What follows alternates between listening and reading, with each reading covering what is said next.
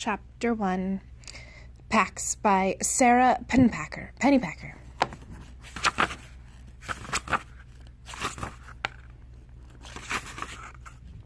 Illustrated by John Klassen.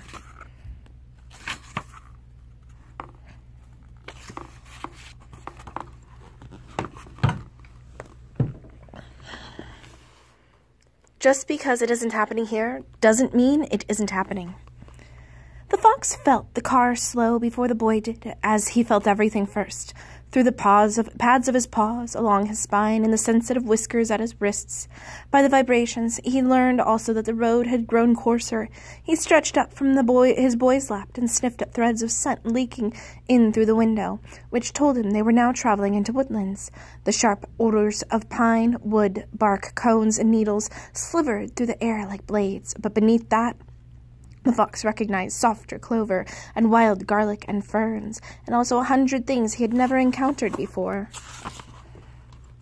But that smelled green and urgent. The boy sensed something now, too. He pulled his pet back to him and gripped his baseball glove more tightly. The boy's anxiety surprised the fox. The few times they had traveled in the car before, the boy had been calm or even excited. The fox nudged his muzzle into his glove's webbing. Although he hated the leather smell, his boy always laughed when he did this. He would close the glove around his pet's head, play wrestling, and in the way the fox would distract him. But today the boy lifted his pet and buried his face in the fox's white ruff, pressing hard. It had been that the fox realized the boy was crying. He twisted around to study his face to be sure. Yes, crying, although without a sound, something the fox had never known him to do. The boy hadn't shed tears for a very long time, but the fox remembered, always before he had cried out, as if to demand that attention be paid to the curious occurrence of salty water streaming from his eyes. The fox licked at his tears, and then grew more confused. There was no scent of blood. He squirmed out of the boy's arms to inspect his human more carefully, alarmed that he could have failed to notice an injury, although his sense of smell was never wrong.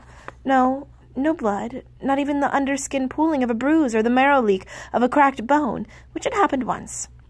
The car pulled to the right, and the suitcase beside them shifted. By its scent, the fox knew it had the boy's clothing and the things from his room he handled most often. The photo he kept on the top of his bureau and the items he hid in the bottom drawer.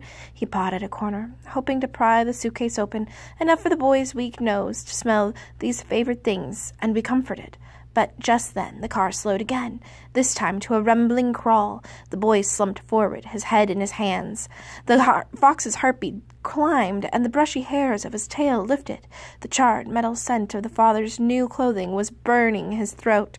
He leaped to the window and scratched at it. Sometimes at home, his boy would raise a similar glass wall if he did this. He always felt better when the glass wall was lifted. Instead, the boy pulled him down onto his lap again and spoke to his father in a begging tone. The father had learned the meaning of many human words, but he heard him use one of them now. No.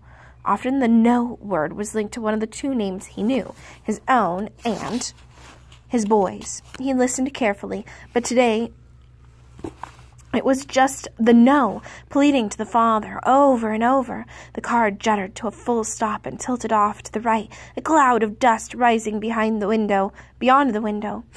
The father reached over the seat again, and after saying something to his son in a soft voice that didn't match his hard lye scent, he grasped the fox by the scruff of the neck.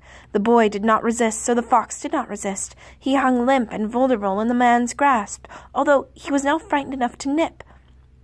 He would not displease his humans today. The father opened the car door and strode over gravel and patchy weeds to the edge of a wood. The boy got out and followed. The father set the fox down, and the fox bounded out of his reach. He locked his gaze on his two humans, surprised to notice that they were nearly the same height now. The boy had grown very tall recently. The father pointed to the woods. The boy looked at his father for a moment, his eyes streaming again, and then he dried his face with the neck of his T-shirt and nodded. He reached into his jeans pocket and withdrew an old plastic soldier, the fox's favorite toy. The fox came to alert, ready for the familiar game. His boy would throw the toy, and he would track it down, a feat the boy always seemed to find remarkable. He would retrieve the toy and wait for it in its mouth until the boy found him and took it back to back to toss it again. And sure enough, the boy held the toy soldier aloft and then hurled it into the woods. The fox's relief, they were only here to play the game, made him careless. He streaked toward the woods without looking back at his humans. If he had, he would have seen the boy wrench away from his father and cross his arms over his face, and he would have returned. Whatever his boy needed, protection, distraction, affection, he would have offered. Instead, he set off after the toy, finding it was slightly more difficult than usual, as there were so many other, fresher odors in the woods. But only slightly. After all, the scent of the boy was also on the toy, the scent he could find anywhere. The toy soldier lay face down at the burled root of a butternut tree, as if he had pitched himself there in despair. His rifle, its butt pressed tirelessly against his face, was buried to the hilt in leaf litter.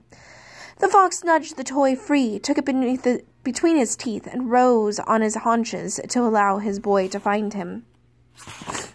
In the still woods, the only movement were bars of sunlight glinting like green grass through the leafy canopy. He stretched higher. There was no sign of his boy. A prickle of worry shivered up the fox's spine. He dropped the toy and barked. There was no response. He barked again, and again was answered by only silence. If this was a new game, he did not like it. He picked up the toy soldier and began to retrace his trail. So he looped out of the woods. A jay streaked in above him, shrieking. The fox froze, torn. His boy was waiting to play the game. But birds! Hours upon hours he had watched birds from his pen, quivering, the sight of them slicing the sky as recklessly as the lightning he often saw on summer evenings. The freedom of their flights always mesmerized him. The jay called again, deeper in the forest now, but answered by a chorus of reply. For one more moment, the fox hesitated, peering into the trees for another sight of the electric blue wedge, and then, behind him, he heard a car door slam shut. And then another. He bounded at full speed, heedless of the briars that tore at his cheeks. The car's engine roared to life, and the fox skidded to a stop at the edge of the road. His boy rolled the window down and reached his arms out, and as the car sped away in a pelting spray of gravel, the father cried out the boy's name. "Peter!" And the boy cried out, and the only other name the fox knew. "Pax!"